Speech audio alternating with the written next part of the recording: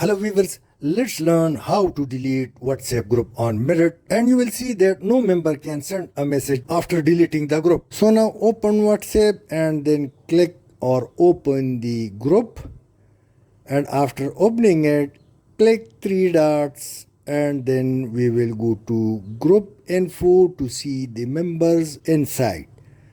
So it's open. Now scroll it down, you will see all the members. So one by one remove it. Long click on the member and remove member. Repeat this process for entire group, and at the end you will see that none of these would be able to send message in the group after deleting group. Now exit group appears, so click it and go up and select exit group.